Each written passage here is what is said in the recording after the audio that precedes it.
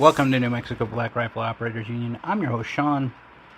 So, the situation in New Mexico has evolved into a situation that is kind of even more hilarious now that we're seeing the other pieces parts come into place. So, I used to think that Hector Balderas was still the Attorney General of New Mexico, but his name is Baca now.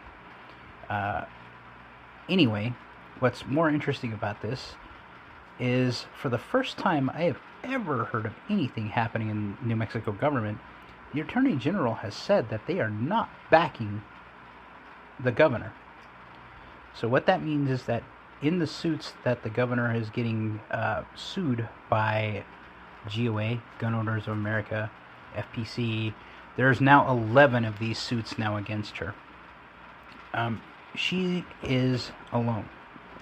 The Attorney General said in no short order that he will not waste resources to support her, which means that she's going to have private counsel, which lends even more credence to what I said before, that since qualified immunity is gone for law enforcement officers, it's pretty much gone for her. It used to be that if you sued the governor, that the Attorney General would have to stand and provide legal services for her. This is not the case now. When the Attorney General of New Mexico says no, there are now up to, last I heard, 11 representatives and senators of both parties that are looking to have her impeached.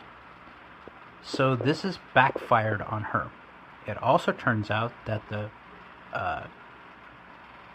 sheriff of Bernalillo County is actually one of those guys from Everytown.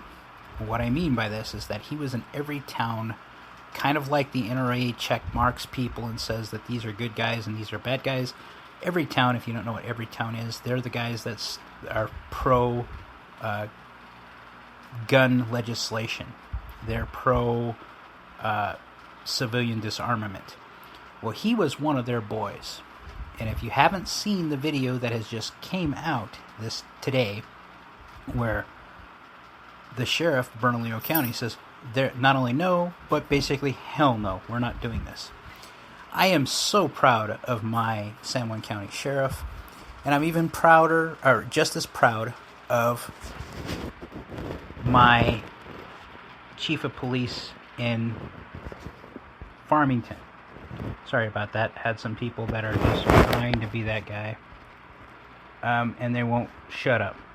But what's interesting about this is that the chief of police, who is in San Juan County, or in Farmington specifically, Chief Hebe, he's usually one of those guys that calls for gun reforms and gun laws. And he actually came out. He's the chief.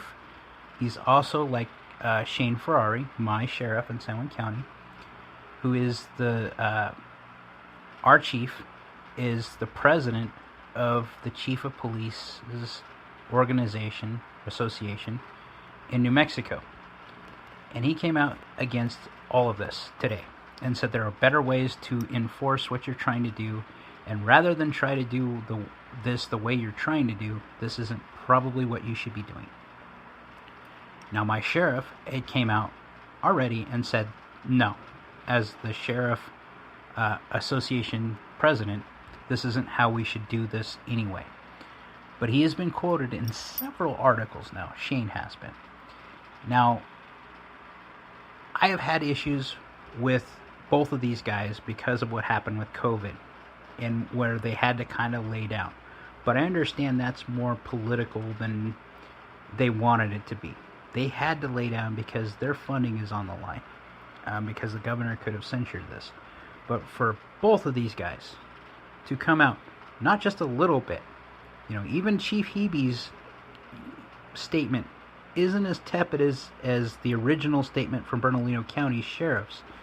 His is definitively saying, this is stupid, and this is unconstitutional. For someone who you would think is supposed to be on the side of the governor. Okay, speaking of Hebe, not Shane. Shane is not that guy. Shane has to play politics because of being the president of the Sheriff's Association, but also because he's a sheriff that has a lot of funding on the line. Without the state giving it to him, he's kind of hosed. And that's just how New Mexico works for funding. But Hebe, for him to come out and draw a line in the sand and say no. Now, I've had past issues with Hebe, especially with the shooting of the homeowner that answered the door at the wrong time at the wrong place, and they went to the wrong home. I'm still upset about that because that's a training issue that they need to address. But I'm a little more confident that our representatives, especially in the law enforcement community, are on our side. I think they've finally realized that they've been pushed around too much. And when you see the Attorney General of New Mexico, who is a devout, 100% up until recently, fan of Michelle Grisham, and say, this is not the way, and that not only is this not the way, we're not going to support you in these endeavors, I think that kind of ends any debate of where this is going. It's now we're in that lawfare phase where we have to wait for the wheels of the justice system to do something. And they're never fast. So I'm excited to see what's been happening in the last 24 hours, especially in New Mexico. Because you have seen countless YouTubers, GunTubers, Rumble guys, myself talk about this and how unconstitutional it is. Glenn Beck came out and said, look at what the hell just happened. And what's really sad is it makes us look like we're losing, but we're not. If you look at the gun map, so Wikipedia has this little thing about shall issue, constitutional carry, and it's been an ongoing evolving map that shows updated information on where you can carry concealed, where you can carry open carry, and where you can carry without a permit. And it has been interesting to watch it change over the years. And now we have this little red square in New Mexico where you cannot get anything. There was a point in time that the entire United States, or a good chunk of the United States, was exactly that red square. This is why I say we're winning.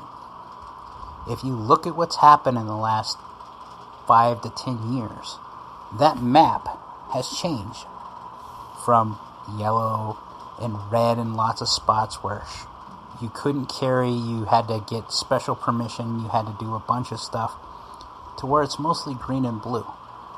Green means constitutional carry. It's legal to carry whatever, whenever, without a permit. A good chunk of the United States map, more than half of it, is green. Then there's blue states, or blue areas. Blue areas are shall issue. There was a point in time where you couldn't even have a permit to carry a gun. We're winning. If you can continually look at what the other case law that's coming about, we're going to win when it comes to this. We know this because it's not only unconstitutional against the federal constitution, it's unconstitutional against New Mexico Constitution. New Mexico Constitution actually has a mirror of the 2A here. Okay? If you look at the cases that are coming down the pipe, we have been winning against the bump stock stuff. We've won continuously. We're going to win against Vanderstock v. Bruin. We're going to win, which is the frame and receiver rule, I believe, or Vanderstock versus Garland, I'm sorry. And then we're going to win against, I think it's, there's a number of them, Mock v. Garland. Mock v. Garland is the bump stock one, I believe. We're going to win there too. Because they look at this stuff and you're seeing the repercussions of having a president who's willing to put judges in the right position at the right time, you're seeing the repercussions of this. While other countries or other cities, not countries, other counties, other cities are burning because they've allowed those continual erosion of rule of law, you're seeing the exact opposite flare up other places. I'll go one step farther. The simple fact that there is a counter. They canceled Aunt Jemima. Cousin T is now starting to produce his pancake mix. We're winning the culture war. We're winning in the 2A. Keep the faith, guys. Keep voting. Keep being nonviolent. Keep protesting nonviolently. Because that stuff that happened in Old Town, New Mexico, Old Town, Albuquerque, has made national rounds. They know they can't enforce that. The governor has now had every one of her teeth jerked out of her mouth when it comes to this. And there's no way she's going to win. Give it time. It sucks. We always are behind the 8 ball.